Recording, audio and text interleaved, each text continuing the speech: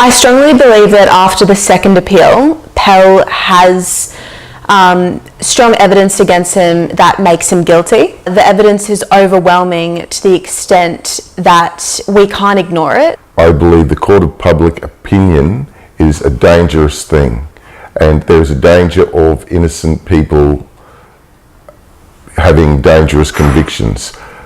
George Pell, whether he's innocent or guilty, is not up to me. It's not up to any single person. It's up to our jury system.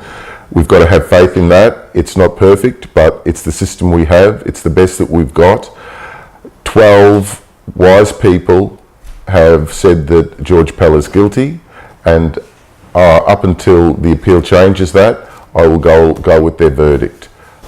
I think that my grandparents, for example, grew up in an era where they viewed priests with a godlike vision. I remember my own experience going into a Catholic church every Wednesday morning in primary school and viewing the priests in a morally superior light. That in comparison to, say, my grandma, she would go to church almost every day.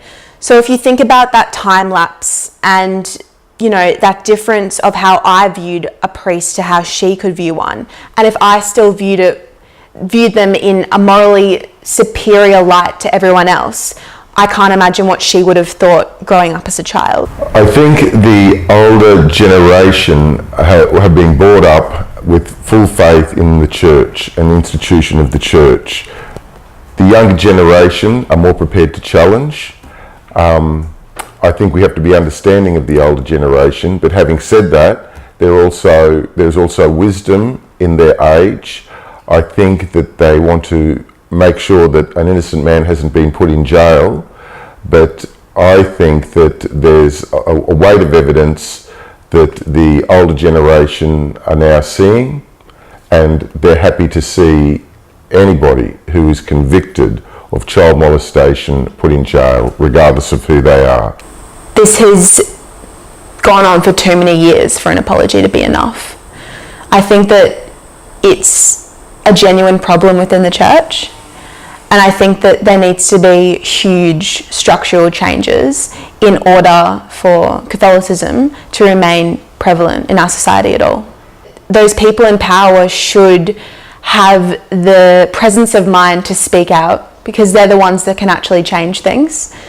The fact that Pell didn't try to make change in his time in that powerful position is a greater character reference than, say, something Howard could put down on paper. The Catholic Church needs a 360-degree turnaround and to reassess everything. For the first 1,000 years of the Catholic Church, priests were able to marry. There is no good argument that women shouldn't become priests. The poor things, why would they want to now? It's like the horse is bolted. Nobody wants to become priests now. And maybe we don't need priests. We do need the church. We need a Christian church. We need a Muslim church. We need religions in the world. We need them, but we need the good parts of them. And people are reassessing. People are challenging their old beliefs, and that's a good thing. It's much more stigmatized to walk into a church these days, especially for my generation and the people maybe you could say below 50.